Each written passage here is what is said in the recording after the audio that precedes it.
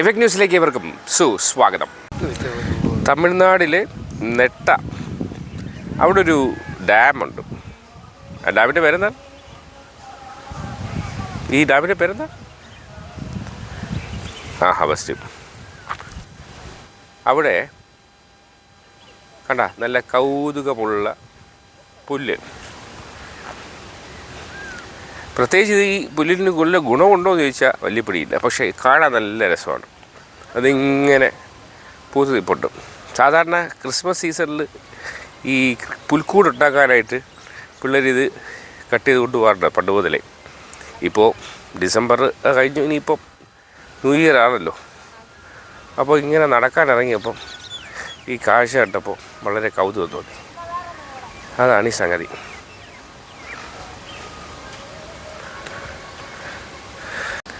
നമ്മൾക്കറിയാത്ത എത്രയോ തരം പൂക്കളും ചെടികളുമുണ്ട് ലോകത്താണ് നമ്മൾ ജീവിക്കുന്നത്. വേണ്ട, ഇതൊക്കെ ഒരു കാലത്ത് പഴയ ജനറേഷൻ ഇതൊക്കെ നൊസ്റ്റാൾജിക് പൂക്കളാണ്. ഇതൊക്കെ പണ്ട് ഗ്രാമപ്രദേശങ്ങളിലൊക്കെ ഇത് വെറുതെ ഇങ്ങനെ കായ്ക്കുമായിരുന്നു. ഇപ്പോൾ ഇതൊന്നും കാണാനില്ല. ഗ്രാമങ്ങളൊക്കെ ഇന്ന് സിറ്റികളായി മാറിയപ്പോൾ ഇത്തരം ചെടികളും ഒരു പരിധിവരെ മൺമറഞ്ഞു എന്ന് വേണം പറയാൻ. അതാണ് സത്യം.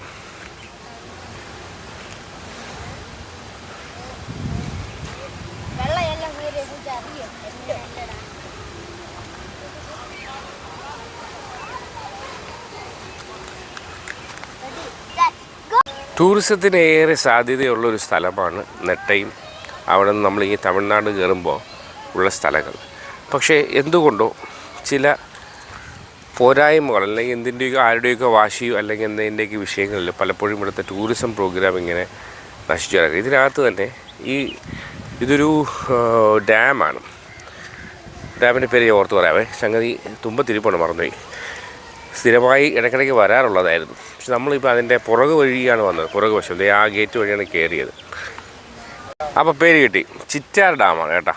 നമ്മൾ ഇന്ന് അങ്ങോട്ട് പോയില്ല, കാരണം ഡാമിൻ്റെ ചിത്രീകരണമൊക്കെ നിയമപ്രശ്നങ്ങളുള്ളതുകൊണ്ട് നമുക്ക് അവിടെ പോയി ചിത്രീകരിക്കാൻ പറ്റില്ല. അപ്പോൾ ചിറ്റാർ ഡാമിൻ്റെ പുറകുവശം ഇതാണ്. അപ്പോൾ ഈ വെള്ളം വരണ്ടിട്ടുണ്ട്. ഇപ്പോൾ ഡ്രൈ ആയപ്പോൾ വെള്ളമൊക്കെ ഇങ്ങനെ വറ്റി, അല്ലെങ്കിൽ ഇതിവിടെ നിറഞ്ഞ് കിടക്കുന്നതാണ്. അപ്പം ഇവിടെ ഇറിഗേഷൻ പ്രോജക്റ്റൊക്കെ ഉള്ള തമിഴ്നാടിൻ്റെ ഒരു സ്ഥലമാണ്. നെട്ട കഴിഞ്ഞ് ഇങ്ങോട്ട് വരുമ്പോൾ ഉള്ള ഈ ചിറ്റാർ ഡാം.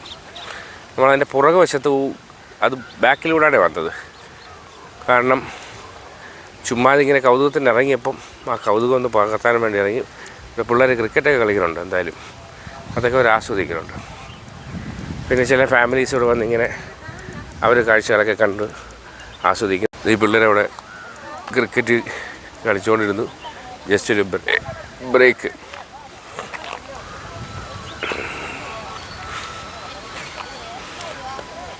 അങ്ങനെ ഇങ്ങനെ മനോഹര തീരങ്ങളൊക്കെ നമ്മൾ കേരള തമിഴ്നാട് ബോർഡറിലുണ്ട് എന്നതൊരു സത്യം മാത്രം. ഇതുപോലെ എന്തെല്ലാം കാഴ്ചകൾ നമ്മൾ കാണാനിരിക്കുന്നു, കണ്ടുകൊണ്ടേയിരിക്കുന്നു. എത്ര കാഴ്ചകളാണ്. അപ്പോൾ ഇവിടെ ഏതാണ്ട് പൈനാപ്പിൾ കൃഷി ഇങ്ങനെ കണ്ടമാനം ഉണ്ട്, തെങ്ങുണ്ട്. ശരിക്കും പറഞ്ഞാൽ കേരളത്തിൻ്റെ ആ ഒരു കൃഷി രീതി ഒരു പരിധിവരെ ഇവർ അവലംബിച്ചിട്ടുണ്ട്. മലയാളികൾ ഇന്ന് കൃഷി നഷ്ടപ്പെട്ടിപ്പം തമിഴരിലേക്ക് അവർ കൃഷി കൈവിട്ടു പൊയ്ക്കൊണ്ടിരിക്കുന്നു എന്ന് മാത്രമല്ല, ഇതിലെ രസമെന്ന് പറഞ്ഞാലേ ഈ തമിഴ്നാടിൻ്റെ പല ഭാഗങ്ങളും കൈവശം വച്ചിരിക്കുന്നത് മലയാളികളാണ് എന്നതും ഒരു ചെറിയ സത്യമാണ്. മനസ്സിലായോ? അതാണ് സംഗതി. അപ്പോൾ നമ്മൾ ഈ ചിറ്റാറിൻ്റെ പുറകുവശത്താണ്. ഇവർ വെള്ളം വറ്റിയതുകൊണ്ട് വലിയ കാഴ്ച ഗംഭീരമല്ല. ഇതാണ് സംഗതി.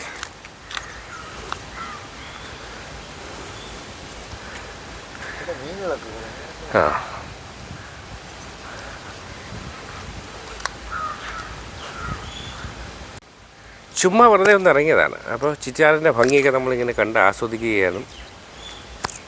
വേണ്ടേ, ഇതൊക്കെ ചിറ്റാർ ഡാമിൻ്റെ ഭാഗമാണ്. അപ്പോൾ ഇതിൻ്റെ മുൻവശം വഴി പ്രവേശനമില്ല. കാരണം വേറൊന്നുമല്ല, നമ്മളെ പയ്യന്മാരൊക്കെ വന്ന് മദ്യപിച്ച് പ്രശ്നങ്ങളൊക്കെ ഉണ്ടാക്കി 2-3 പേര് വെള്ളത്തിലൊക്കെ വീണ് അപകട മരണം സംഭവിച്ചപ്പോൾ സ്വാഭാവികമായിട്ട് ടൂറിസ്റ്റിന് ഫ്രണ്ട് ഗേറ്റിൽ നിന്ന് അവർ നിരോധിച്ചു. ബാക്കിലൂടെ ഇടവഴിയില്ലേ വണ്ടി അവിടെ നിർത്തിയിട്ട് ഒരു ചെറിയ സബ് വേ ഉണ്ട്, നടന്നു പോകാനുള്ള ദൂരം, അതുവഴി ഇങ്ങനെ കയറി ഇതൊക്കെ ആസ്വദിച്ച് പോകാം. അപ്പോൾ ചില വിവരദോഷികൾ കാണിക്കുന്ന ആ ഒരു വിവരക്കേട് കൊണ്ട് ഒരു പ്രദേശം മുഴുവൻ അവിടുത്തെ പുരോഗമനം നശിക്കുന്നു എന്നതിൻ്റെ ഒരു ഉദാഹരണം കൂടെയാണ് ഈ ചിറ്റാർ ഡാമും പരിസര പ്രദേശങ്ങളും.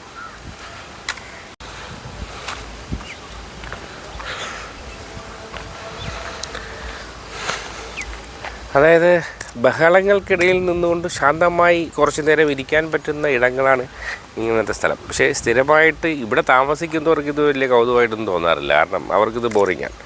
പക്ഷേ സിറ്റി ഡ്വല്ലേഴ്സ്, ഒരുപാട് തിരക്കൾക്ക് ശാന്തമായ അന്തരീക്ഷം തേടി വരുന്നവർക്ക് ഇതൊരു ബെസ്റ്റ് പ്ലേസാണ്. ചെറിയൊരു ഉറക്കക്ഷീണമായി, ചെറിയൊരു ബോറിങ്ങും ഉണ്ട്, നല്ലൊരു ഉറക്കമുണ്ട്. 2-3 ദിവസത്തെ യാത്രകളായപ്പോൾ ചെറിയൊരു ബോറിങ് ഫീൽ ചെയ്യുന്നു എന്നതാണ് സത്യം.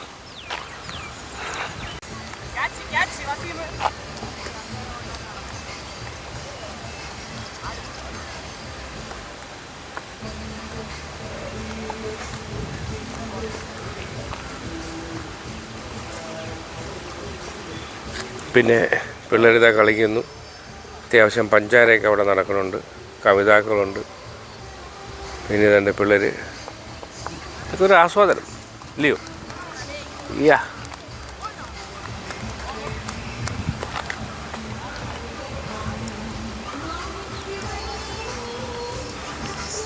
പുതുവർഷം വരവേൽക്കാനുള്ള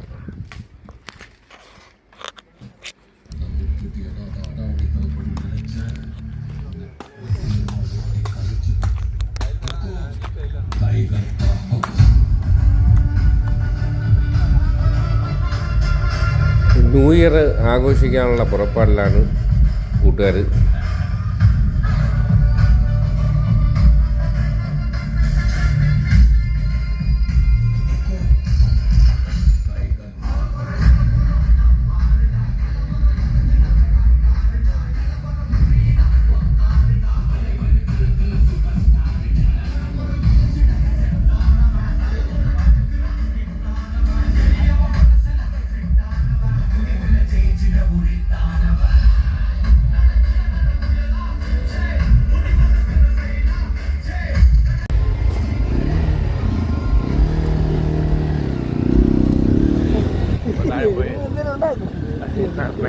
ഇപ്പോൾ പോയാലോ പോട്ടെ.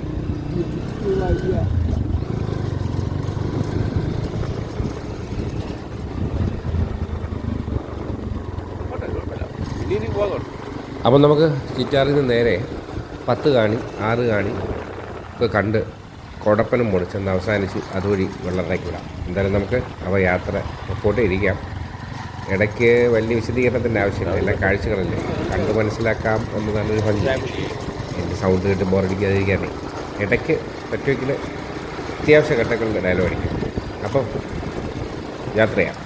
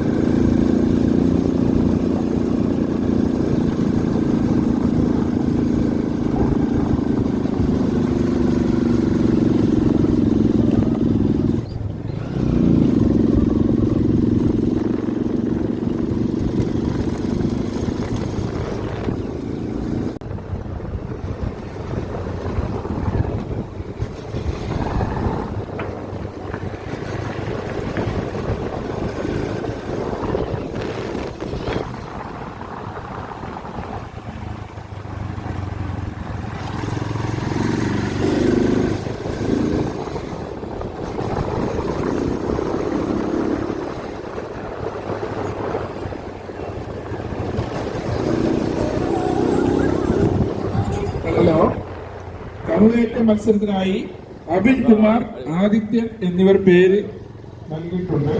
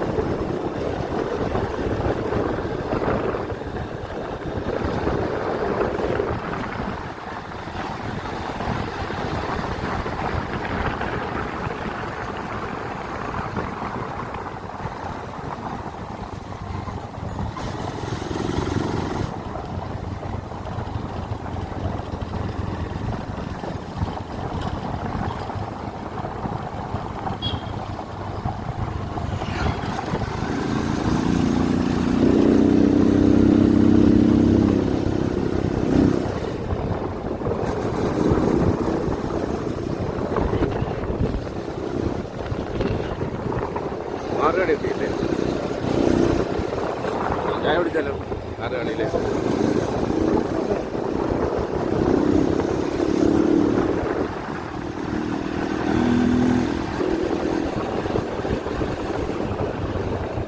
അന്ന് വന്നപ്പോൾ ഡാറില്ലേ ഓർമ്മ?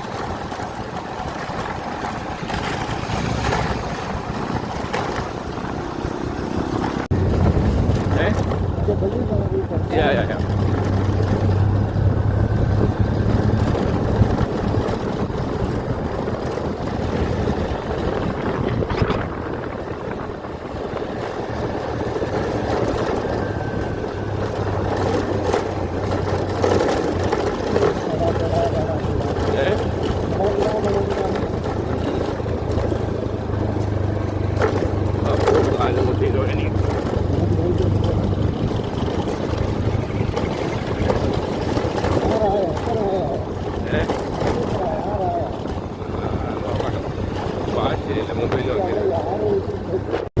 ഓ കൂട്ടപ്പെട്ടി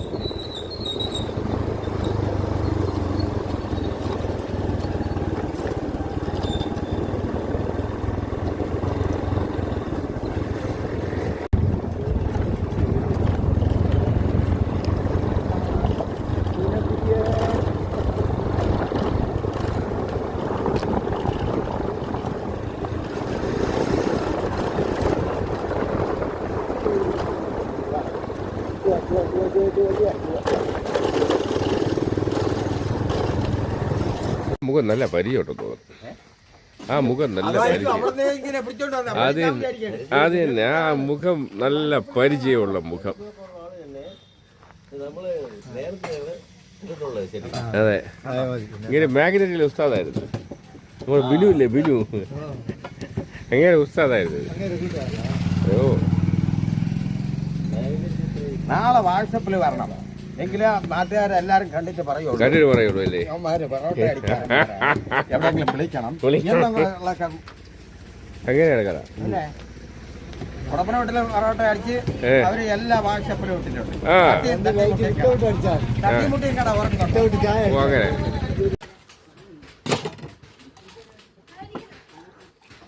അതായിരിക്കും. അതെ അതെ, വരെ വയസ്സായില്ലേ ഇങ്ങനെ പോരാ. ഇങ്ങനെ കൊച്ചിറക്കാൻ വിചാരിച്ചിട്ട് ഇങ്ങനെ കൊച്ചിറക്കാൻ വയസ്സായില്ലേ.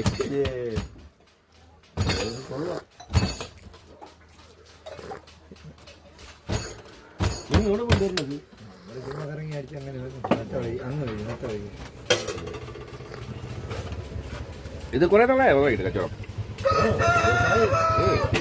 ക്ലിക്കായി. ചായ ഓടുകല്ലോ, ചായ ഓടുകല്ലോ. രാവിലെ ദോശയെ കൊണ്ട്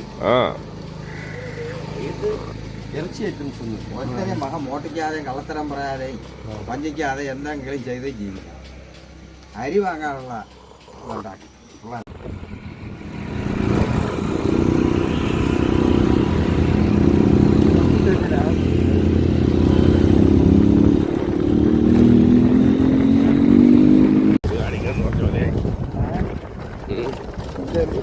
എല്ലാം പതുക്കെ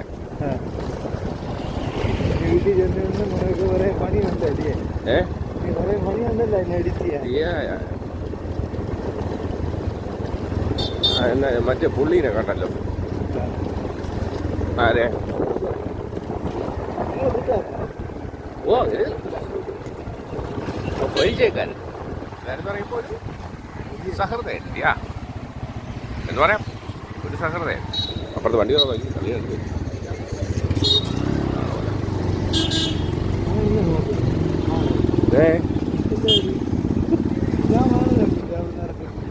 കഞ്ചാവ് പൈല് കത്തില്ല, എല്ലാം കഞ്ചാവ് പൈല. അങ്ങനെ ചിറ്റാറിൽ നിന്ന് തുടങ്ങിയ യാത്ര എവിടെ അവസാനിച്ചു? കുടപ്പനമൂടിൽ അവസാനിച്ചു. ഇത് കുടപ്പനമൂട് ജംഗ്ഷനാണ്.